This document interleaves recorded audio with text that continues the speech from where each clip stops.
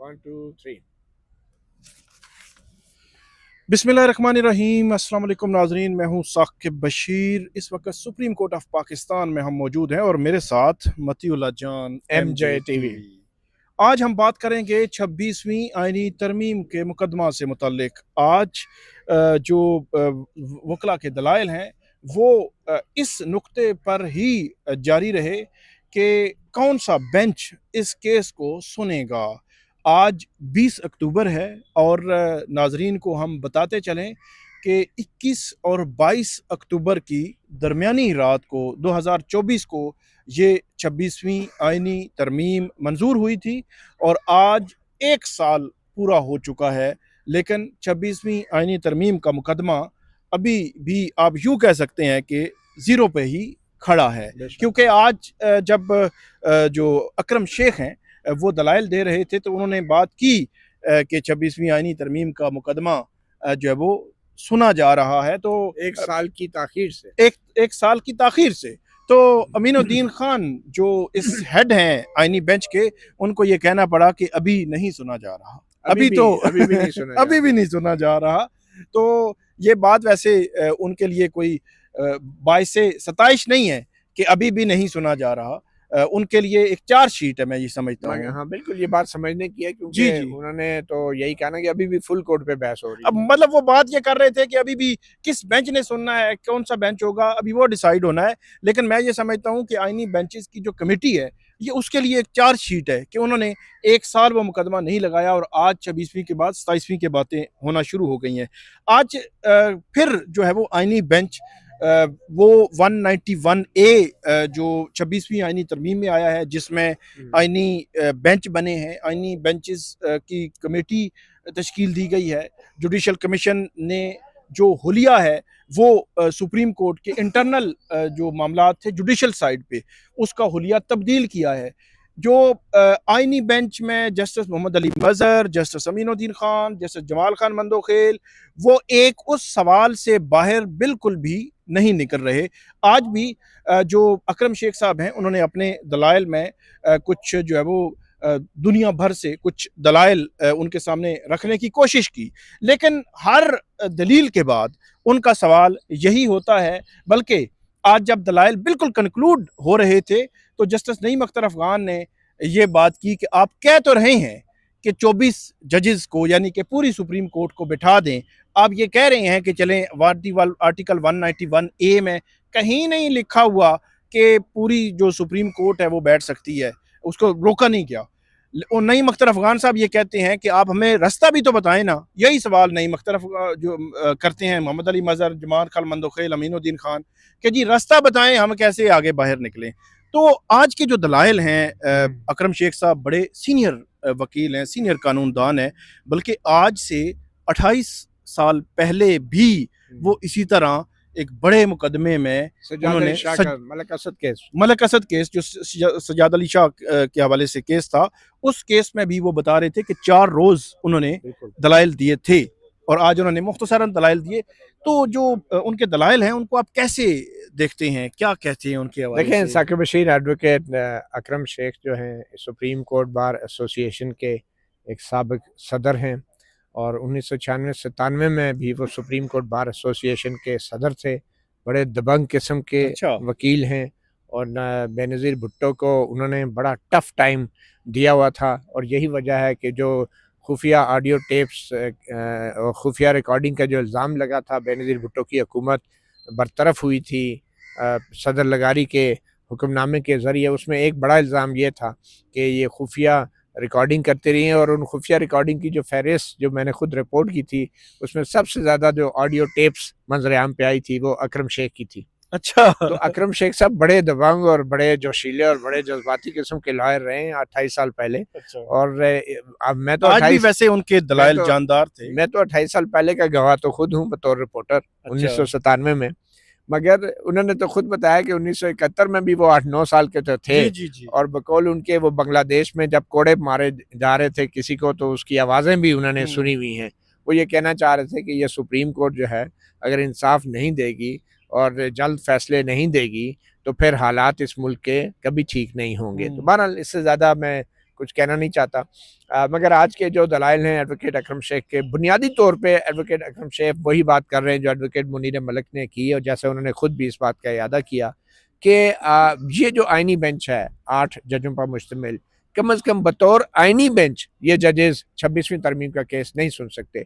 उसकी एक वजह उन्होंने ये दी कि सारी दुनिया जहाँ की जो अदालतें हैं, ऑस्ट्रेलिया है, कनाडा है, दीगर ममालिक की, उन अदालतों ने ये फैसले दे रखे हैं कि जिस कानून के तहत अगर कोई ट्राइब्यूनल या अदालत बनती है तो वो ट्राइब्यूनल या अदालत उस कानून का जायज़ा नहीं ले सकती। ठीक है, और ये पूरी दुनिया का एक एस्टैब्लिश्ड एक प्रिंसिपल है। तो ये वाला आइनी बेंच चूंकि 26वीं आइनी तरमीम के तहत जुडिशल कमीशन बना, जुडिशल कमीशन ने आइनी बेंच बनाया, आइनी बेंच ने कमेटी बनाई और कमेटी ने फिर ये 8 रुकनी बेंच बनाया। तो उनका ये कहना था एडवोकेट अकरम शेख का कि ये वाला आइनी बेंच भी 26वीं आइनी तरमीम का जायज़ा नहीं ले सकता। उनकी पहली तो ये एक कॉन्फ्लिक्ट ऑफ इंटरेस्ट के हवाले से और असूल के हवाले से उन्होंने बैनुल-अक़वामी नसीरें दी। दूसरा पॉइंट उनका ये था कि जो कोई भी जो आइनी तरमीम है उसके हवाले से जब एक दफ़ा कोई सुप्रीम कोर्ट फैसला दे दे कि इस आइनी तरमीम का, इस आइनी शिक की ये मतलब है, ये तशरीह है, तो वो मुस्तकिल होती है जब तक आइन में तरमीम ना की जाए। ठीक है, मतलब वो मुस्तकिल हो जाती है और उसको कोई दूसरा सुप्रीम कोर्ट का बेंच चाहे बड़ा ही क्यों ना हो वो आके उसको ख़त्म नहीं कर सकता। ठीक है, कि मतलब के आइनी तरमीम के ऊपर एक दफ़ा तशरीह हो जाए तो अब जो 191 के अंदर जो चेंजेस आई हैं, मौजूदा आइनी बेंच भी जो है वो तशरीह करने जा रहा है। तो अकरम शेख साहब यही कहना चाह रहे थे कि दूसरा बेंच बड़े से बड़ा भी हो नहीं कर सकता, मगर बेंच नहीं कर सकता, सुप्रीम कोर्ट कर सकती है। ये एक एडवोकेट अकरम शेख साहब कहना चाह रहे हैं कि सुप्रीम कोर्ट का वजूद अभी भी बाकी है। मतलब सुप्रीम और कोर्ट ये का वो दलील है जो कि एडवोकेट मुनीर मलिक भी देते रहे कि जो तमाम जजेस हैं वो बेंच नहीं है, वो सुप्रीम कोर्ट है। वो फुल कोर्ट भी नहीं आप उसे कहें, वो सुप्रीम कोर्ट है, चाहे आप उसे जो मर्जी नाम दें।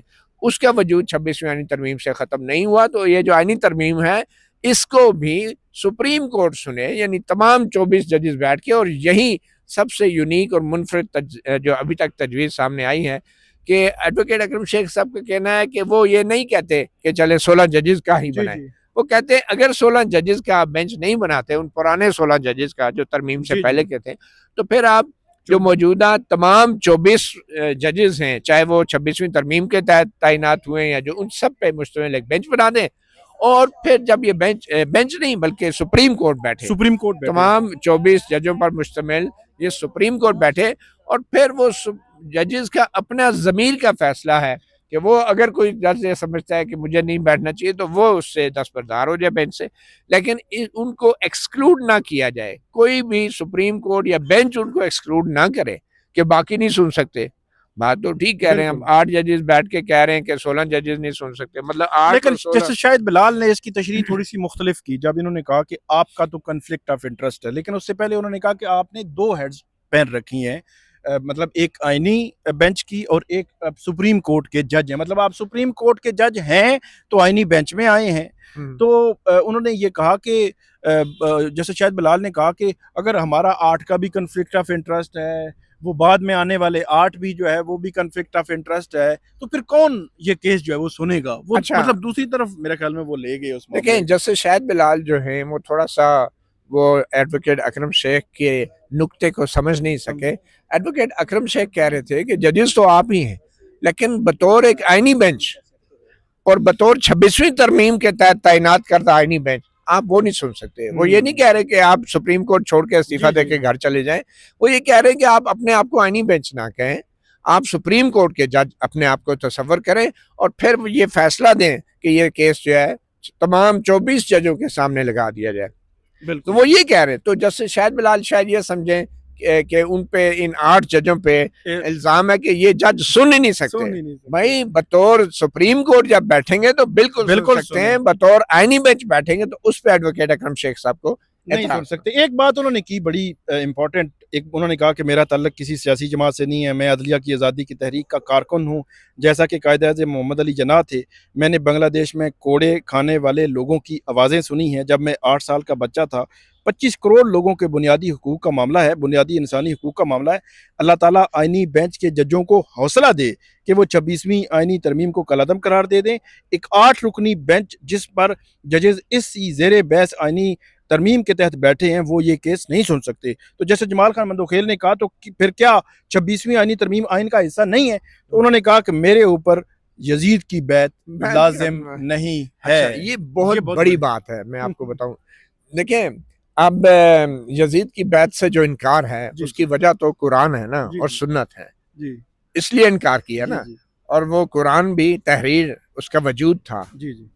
तो इसी तरह जब एक आइन है उसकी तहरीर है ना, आइन का वजूद है ना, तो उसके तहत जो काजी ने फैसला करना है वो ज़मीर के मुताबिक करना है। ठीक है, तो वो शायद ये कह रहे थे कि आप आईनी बेंच बन गए, इसका ये मतलब नहीं है कि आप आईनी बेंच बनाने वालों के गुलाम हो गए या आप 26वीं आईनी तरमीम के तहत गुलाम हो गए। और वैसे भी कोई ये फैसला तो नहीं करना आपने कि ये 26वीं तरमीम गलत है। आपने तो सिंपल अभी फिलहाल ये फैसला करना है कि ये फुल कोर्ट के सामने लगाया जाए या ना लगाया जाए।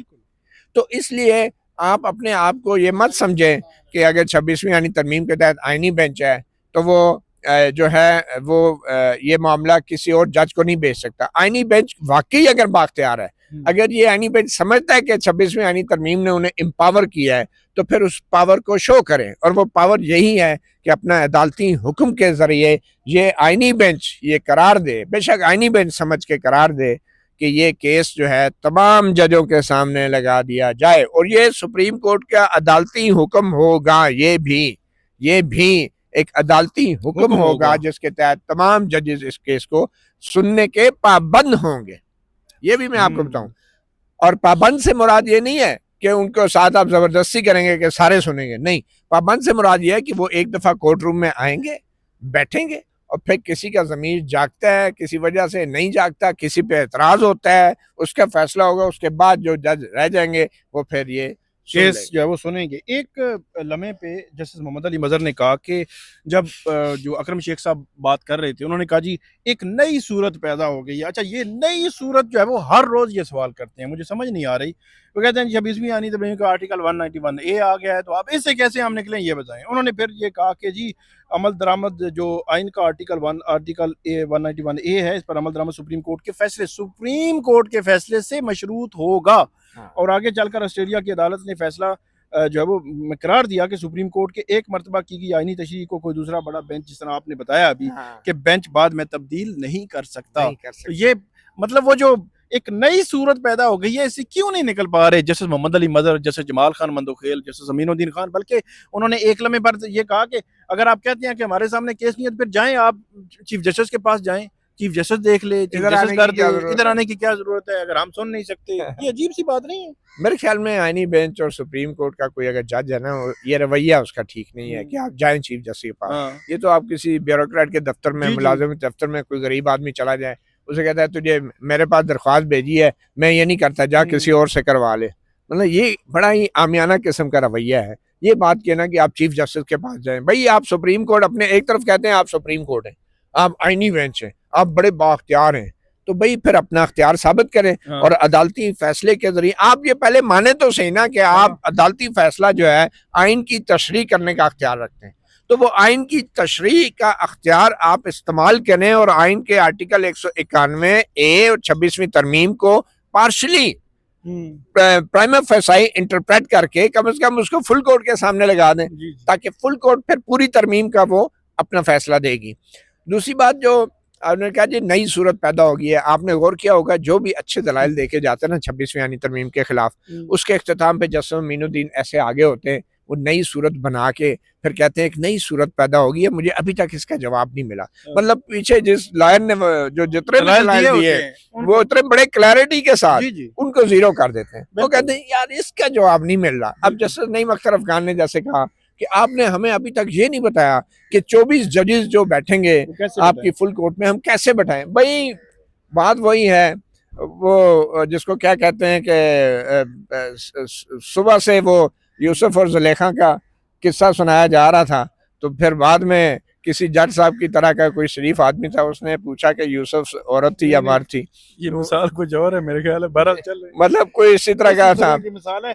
लेकिन मैं आपको एक बात बताऊं, देखें, जस्टिस नईम अख्तर अफगान साहब ये पूछना चाहते थे कि अगर आप कह रहे हैं कि तमाम 24 जजेस बैठ जाएं, तो हम ये करेंगे कैसे? भाई शुरू दिन से ये कह रहे हैं कि आप इंटरप्रेट करें आइन को, आप अदालती हुक्म दें और कहें कि बहुत सारे मसाइल हैं, कॉन्फ्लिक्ट ऑफ इंटरेस्ट का मसला है इसके अंदर, और आइनी तरमीम के अमल लागू होने का या ना होने का मसला है, तो इसलिए इसको तमाम जजों के सामने लगा दें।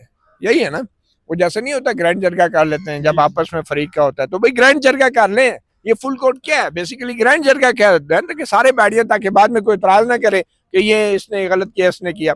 उसमें मैं कहता हूँ अगर जस्टिस मंसूर अली शाह और जस्टिस याहिया अफरीदी दोनों बैठते हैं ना, वो बैठ सकते हैं। हाँ, इनमें से अगर एक बैठता है और एक नहीं बैठता, फिर दोनों नहीं बैठ सकते। तो मेरे ख्याल में दोनों बैठ जाए तब भी ठीक है, दोनों बैठ जाए तब भी ठीक है। तो बड़ा आसान सी बात है। तो याहिया अफरीदी साहब के लिए आप अदालती फैसले के जरिए तो कर सकते हैं, 24 जज बैठ जाए। तो अब उसका तरीकाकार शायद वो जानना चाह रहे हैं कि क्या ये जुडिशियल कमीशन को कहा जाए या चीफ आइनी बेंच को, क्या ये चीफ जस्टिस को भेजा जाए? भाई जब आपने अदालती फैसला दे दिया, एक अदालती फैसले का अख्तियार इस्तेमाल कर लिया, तो फिर जुडिशियल कमीशन को आप क्यों बीच में ला रहे हैं? आप सीधा सीधा चीफ जस्टिस को लिखें और चीफ जस्टिस को हुक्म दें। ये चीफ जस्टिस को हुक्म देना है, ये अख्तियार नहीं है। आपने ये सुप्रीम कोर्ट हुक्म दे रही है चीफ जस्टिस को और वो बाइंडिंग है, फिर इसमें जुडिशियल कमीशन बीच में कहीं नहीं आता। अच्छा, इसमें एक और पॉइंट जो इन्होंने उठाया, उन्होंने कहा कि इस केस की जल्द समाअत और इस पर फैसला इसलिए भी ज़रूरी है कि 1 साल से पड़ा हुआ है कि हमारे मुल्क से गैर मुल्की सरमायाकारी ख़त्म हो चुकी है या हो रही है या इश्यूज़ हैं, और उसके पीछे उन्होंने एक लॉजिक दी और उन्होंने कोई मिसाल दी मेरे ख्याल गल्फ किसी कंट्री की। एलन मस्क जो है उसको कहा गया कि आप इन्वेस्ट करें, तो उसने कहा कि वहाँ अगर कोई मसला हो जाता है तो मैं केस कहाँ पे करूँगा, तो उसके बाद उनको जवाब तसल्ली बख्श नहीं मिला।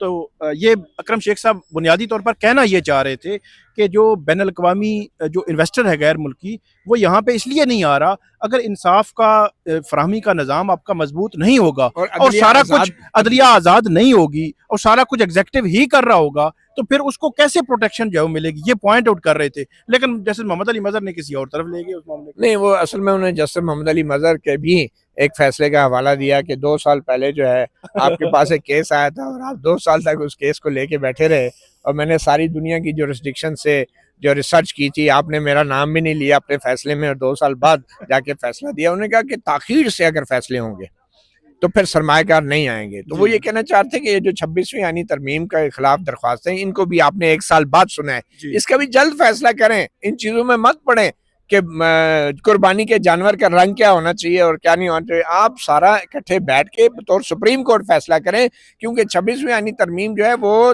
डिस्प्यूटेड है, समझ रहे ना, डिस्प्यूटेड है। उस पे इशू बन गया कि जस्टिस अमीनुद्दीन ने कह दिया कि नहीं वो तो अंडर चैलेंज है। तो अकरम शेख साहब ने कहा अंग्रेजी में दोनों का मतलब एक ही होता है। तो मुझे बड़ी हैरत होती है कि मतलब ये जो 3 जजेस हैं खास तौर पे आईनी बेंच के, ये बात मैं पहले भी कर चुका हूँ, जस्टिस अमीनुद्दीन खान, जस्टिस जमाल खान मंदोखेल और जस्टिस मोहम्मद अली मज़हर, ये तीनों जजेस जो है ना, इन 3 जजेस ने ये आईनी बेंच बनाया है बतौर कमेटी मेंबर। ठीक है, आईनी बेंच के, और ये तीनों ही इसके जिम्मेदार हैं कि ये केस जल्दी नहीं लगा। अच्छा, और ये तीनों ने बहुत 1 साल बाद लगाया, और अब ये तीनों जो है ना सुप्रीम कोर्ट के आईनी बेंच पे बैठ के भी कमेटी सुप्रीम कोर्ट नहीं, मतलब ये अभी भी अपने आप को कमेटी का मेंबर समझ रहे हैं, मतलब सुप्रीम कोर्ट का इख्तियार नहीं इस्तेमाल करना चाह रहे वो। इसमें एक और बात भी जो कि इस केस पर उन्होंने कहा बात करें तो, अच्छा उन्होंने कहा जी हमारे मुल्क में एक इलेक्शन हुआ और किसी ने कहा धांधली हुई है, तो इस एहतसाब से बचने के लिए ये आईनी तरमीम कर ली गई। ये बात नहीं, उससे हुआ ही है कि बड़ी मजे की बात है। जैसे जमाल खान मंदोखेल ने पहले एक सवाल किया उनसे, उन्होंने कहा कि आप मौजू की तरफ आए ना, केस की तरफ आए, आप जो है ना इधर उधर किए हो मिसाल दें। उन्होंने कहा अच्छा केस की तरफ आते हैं, तो उन्होंने कहा जनाब कि ये मैंने इसको एक्सप्लेन भी किया है कि उन्होंने कहा जी आप केस पे बात करें।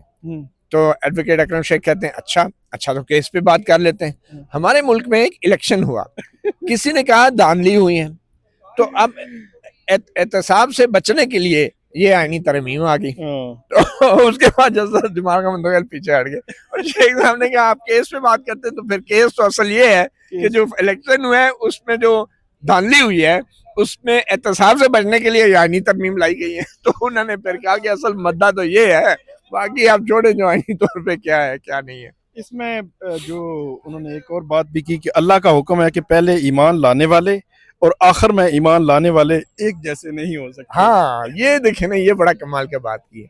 अब बड़ी गहरी बात कर गए हैं और मुझे लगता है जैसे जमाल खान मंदोखेल समझ गए समझ होंगे, गए वो हैं। थोड़े से डीप हैं। अच्छा। तो ये इस तरह हुआ कि उन्होंने कहा कि आप किस बेस पे जो है ना आप चाह रहे हैं कि हम नहीं सुन सकते, और बाद में उन्होंने कहा जी वो जब एडवोकेट मुनीर मलिक ने कहा था ना 16 जजेस, तो जो जस्टिस अमीनुद्दीन है उन्होंने कहा कि वो 16 कह रहे हैं, आप 24 कह रहे हैं, आप लोगों में आपस में इतफाक नहीं है।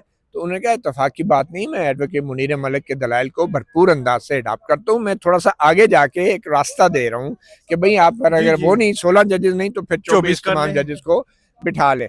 और वैसे भी जो है ये कोई अल्टरनेटिव नहीं है, ये एक रास्ता है, ठीक है। जी जी। तो वैसे भी उन्होंने कहा कि फिर अल्लाह का भी हुक्म है कि जो लोग पहले ईमान लाए वो अफसल हैं और बरतर हैं, बजाय इसके कि जो आखिर में ईमान लाए। यानी आखिर में क्या ईमान लाए कि पहले जो आइन था, ठीक है, उसको फोकियत दी जानी चाहिए, और जो बाद में तरमीम हुई है उसको वो जी जी। फोकियत नहीं आखिर में मिलनी उन्होंने चाहिए। एक बात आखिर में ये भी की, बहुत हो लिया, बहुत भुगत लिया, आइन आए मिलकर अदलिया को कायदे आज़म के अफकार के मुताबिक डाले। मेरी ख्वाहिश है कि आपकी रिटायरमेंट से पहले इस केस का फैसला हो जाए। तो जैसे जमाल खान मंदोखेल ने खुश होकर कहा, आपने दरिया को कुएं में बंद कर दिया। बंद कर दिया है। मुझे लगता है जैसे जमाल खान मंदोखेल को बड़ी जल्दी है कि अमीनुद्दीन साहब जाएं रिटायर हो। और मसला यही है कि ये खदशा जरूर मौजूद है। वैसे मैं सीरियसली, आई एम सीरियस, 30 नवंबर उनकी ये 30 रिटायरमेंट है। नवंबर उनकी रिटायरमेंट की डेट है, ये खदशा मौजूद है। और जस्टिस अमीनुद्दीन खान की जो सलाहियतें हैं और जितने फैसलों पे माजी में उन्होंने वक्त लगाया है, जी जी। मुझे नहीं लगता कि जस्टिस अमीनुद्दीन खान जो है रिटायरमेंट से पहले इस मेन तरमीम का फैसला करेंगे, क्योंकि अभी तो फुल कोर्ट का मामला आना है जी ना। जी जी। और एक बात बता दूं, फुल कोर्ट का एक और, अगर ये बेंच जो है ये रिटायरमेंट से पहले फैसला नहीं दे सकता तरमीम का, तो एक जज जब रिटायर हो जाए तो वो फिर एक किस्म का टेक्निकली आप कंटिन्यू जो करते हैं ना रिटायर्ड जज के बगैर, वो फिर री हेयरिंग होती है टेक्निकली अगर देखा जाए, जी क्योंकि जी। बेंच रिकॉन्स्टिट्यूट हो जाता है। लेकिन वो अगर लेकिन सारे जजेस होंगे। अगर फुल कोर्ट होगी ना, तो फुल कोर्ट के अंदर ये मामला जो है फिर ये उसमें कोई जज रिटायर भी हो जाए तो वो तो फुल कोई कोर्ट मसला नहीं वो है, फुल कोर्ट ही तस्वर होगी, री हेयरिंग की दस्तयाब तरफ नहीं जजेस जा के सकता। सेंस में। तो बहुत शुक्रिया। आखिरी थैंक यू। बात मैं ये करूंगा, ये तो अभी हम बात कर रहे हैं कि वो रिटायर हो रहे हैं, लेकिन 27वीं आईनी तरमीम की गूंज भी है और आईनी अदालत की गूंज भी है, और एक आईनी दिमाग आईनी अदालत को चाहिए होगा। और जस्टिस अमीनुद्दीन खान साहब जैसा आईनी दिमाग हुकूमत को, मेरे ख्याल में बेशक। जो उनका पैमाना है, उनको इससे बड़ा और बेहतर आईनी ऐसे दिमाग नहीं मिल सकता। दिमाग के ऊपर मुझे वो शेर और लोमड़ी का वो सबक याद आ गया, जिसमें शेर बूढ़ा हो जाता है और लोमड़ी को कहता है मेरे लिए शिकार घेर के लाओ। वो हिरन को पकड़ के लाते हैं, तो हिरन को दबोचता है जब शेर, तो हिरन भाग जाता है, तो हिरन का कान जो है कट जाता है। तो लोमड़ी जो है वो उसके पास जाती है कि बादशाह सलामत, तुम्हें बादशाह बनाना चाह रहे थे जंगल के, तुम्हारे कान में कोई मशवरा देना चाह रहे थे। तो लोमड़ी वो जो हिरन है वो फिर बेवकूफ़ बन जाता है, वापस आता है तो शेर उसे दबोच के खा जाता है। शेर को बूढ़ा हो गया था, उसको किसी ने कहा था, किसी मुआलिज ने, कि भाई तुम जो है ना हिरनी का दिमाग खाओगे ना तो तुम ताकतवर हो जाओगे। तो शेर ने लोमड़ी से पूछा कि इसमें दिमाग किधर गया हिरनी का, हिरनी भी खा रही थी क्योंकि, तो हिरनी दिमाग खा चुकी थी पहले ही शेर से। तो शेर को कहती है कि अगर इसका दिमाग होता तो एक दफ़ा कान कटवा के दोबारा आपके घर में आती। तो बात वही है कि आईनी बेंच जो है ये जो बनाए गए हैं ये वाकई बड़े दिमाग वाले। बहुत शुक्रिया नाजरीन, आपको मजीद भी अपडेट करते रहेंगे, हमें फीडबैक दीजिएगा। अल्लाह हाफिज़। अल्लाह हाफिज।